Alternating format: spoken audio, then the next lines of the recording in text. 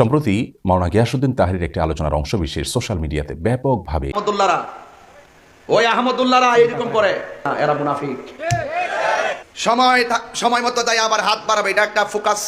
এই মুনাফিকরা ইস্তেসকার মাঠে দাঁড়িয়ে হাত তুলে দোয়া করে, আর ফরজ নামাজের পর দোয়া হাত তুলে দোয়া করাকে বেদাত বলে। আহমদুল্লাহর গালে গালে নবী আলীর দুশমনেরা এই আসুন্না নাম দিয়া মানবতার ফেরিওয়ালা হইতে চাইতেছ, ইমান জলাঞ্জলি দিয়া কাজে আসবে না। 48 ঘন্টার ভিতরে মাপ চাও, আনালে আন্দোলনের দুর্গ করে তোলা হবে। এখনো সময় আছে, ক্ষমা চেয়ে নাও। কথা বলেন ঠিক না? বাস আপনার জন্মে ঠিক আছে। 27 না পাগলা, 27 না বাপ রহমতুল্লাহ। আমি আবারও জাল করিতে বলি, ওইলে আমারে বুঝাই আমনের দলে নেন, নাইলে আপনি বুঝছে আমরা দলে আসি। মাওলানা গিয়াসউদ্দিন তাহরির একটি আলোচনার অংশবিশেষ সোশ্যাল মিডিয়াতে ব্যাপকভাবে ছড়িয়ে পড়েছে।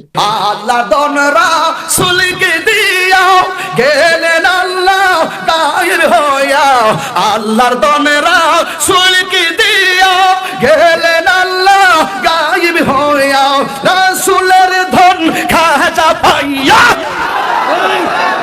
রাসূলের ধন খাজা পাইয়া শুইয়া আছে আজমিরে, কেউ ফিরে না খালি হাতে, খাজা তোমার।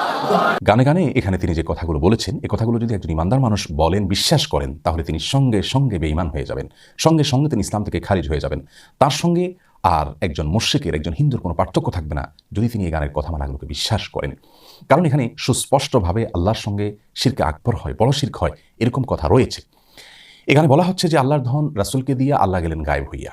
আল্লাহর ধন যদি রাসূলকে দিয়ে আল্লাহ গায়েব হয়ে থাকেন, নাউজুবিল্লাহ, তাহলে সেক্ষেত্রে তার বিবরণ তো কোরআনে থাকবে, তার বিবরণ তো রাসূল আকরাম সাল্লাল্লাহু আলাইহি ওয়াসাল্লামের কোনো হাদিসে থাকবে। অথচ কোরআন হাদিসে এরকম কোনো কথা তো নাই, বরং হুবহু এর বিপরীতটি কোরআনে রয়েছে অত্যন্ত পরিষ্কারভাবে, স্পষ্টভাবে।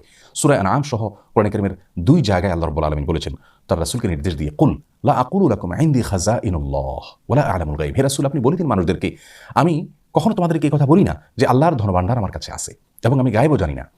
দেখুন, এখানে আল্লাহ রাব্বুল আলামিন পরিষ্কারভাবে তার রাসূল সাল্লাল্লাহু আলাইহি ওয়াসাল্লামকে বলছেন, আপনি বলে দিন মানুষদেরকে যে আল্লাহর ধনভাণ্ডার আমার কাছে নাই। সুবহানাল্লাহ, কেমন যেন এই গানের খণ্ডনে আল্লাহ তাআলা আয়াত নাজিল করেছেন। গানের কথামালা সরাসরি এই কোরআন কারীমের বিপরীত। তাছাড়া আল্লাহর ধন রাসূলের কাছে দিয়ে আল্লাহ গায়েব হয়ে গেছেন, আবার রাসূল সাল্লাল্লাহু আলাইহি ওয়াসাল্লাম একটা খাজা পায়া খাজা আজমিরে শুয়ে আছেন। এই যে শেষের অংশটা, সেটা আরও জঘন্য। কারণ আল্লাহ রাব্বুল আলামিনের ধর্মভাণ্ডার যেখানে রাসূল আকরাম সাল্লাল্লাহু আলাইহি ওয়াসাল্লামের কাছেই নেই, সেখানে খাজার কাছে কোত্থেকে আসবে? আবার খাজার দরবারে থেকে কেউ ফিরে না খালি হাতে। এই যে কথা বলা হচ্ছে, খাজার দরবার থেকে কেউ খালি হাতে ফিরবে না। খাজা কি কাউকে দেওয়ার কোনো ক্ষমতা আছে? পৃথিবীর কোনো কবর, সেটা যত বড় নেককার মানুষের হোক না কেন, যত বড় ভালো মানুষের হোক না কেন, তার কবর থেকে, তার কবর জিয়ারত করে সেখান থেকে মানুষের কোনো কিছু পাওয়ার কোনো সুযোগ আছে? কোরআন হাদিস বলে, ইসলাম বলে, সেখান থেকে মানুষের পাওয়ার কিচ্ছু নেই। রাসূল আকরাম সাল্লাল্লাহু আলাইহি ওয়াসাল্লাম তার এক সাহাবীকে বলেছেন, ওয়াইজা সাআলতা ফাসআলিল্লাহ ওয়াইজা ইসতাআনতা ফাসতাইন বিল্লাহ। কিছু চাইতে হলে আল্লাহর কাছে চাইবে, কোনো সাহায্য চাইতে হলে আল্লাহর কাছে চাইবে। কোনো কবর, কোনো মাজার, এখানে কি কোনো কিছু চাওয়া যাবে না? প্রতিদিন আমরা সালাতের প্রত্যেক রাকাতে সূরা ফাতিহা তেলাওয়াত করে থাকি, সেখানে আল্লাহ আমাদের শিক্ষা দিয়েছেন বলার জন্য, ইয়াকা না'বুদু ওয়া ইয়াকা নাস্তাইন। হে আল্লাহ, আমরা আপনারই শুধু ইবাদত করি এবং আপনার কাছেই শুধু সাহায্য চাই। তার মানে সাহায্য আল্লাহ ছাড়া কারোর কাছে চাওয়া যাবে না। সেখানে খাজার দরবার থেকে কেউ খালি হাতে ফিরে না, সেখানে যে চাওয়ার জন্য আমাদেরকে নির্দেশ দেওয়া হচ্ছে, নির্দেশনা দেওয়া হচ্ছে। গানের এই কথামালা, এগুলো গিয়াসউদ্দিন তাহরি সাহেব আবৃত্তি করেছেন। সেখানে আল্লাহ রাব্বুল আলামিনকে একরকম নিষ্ক্রিয় প্রমাণ করা হলো যে আল্লাহ গায়েব হয়ে গেছেন রাসূলের কাছে দায়িত্ব দিয়ে, তার কাছে ধনভাণ্ডার দিয়ে। অথচ আমরা জানি আয়াতুল কুরসিতে আল্লাহ রাব্বুল আলামিন বলেছেন যে আল্লাহু লা ইলাহা ইল্লা হুয়াল হাইয়ুল কাইয়্যুম লা তাখুযুহু সিনাতুন ওয়া লা নাওম। আল্লাহ তাআলা চিরঞ্জীব, আল্লাহ তাআলা চিরঞ্জীব এবং তার কখনো তন্দ্রা আসে না।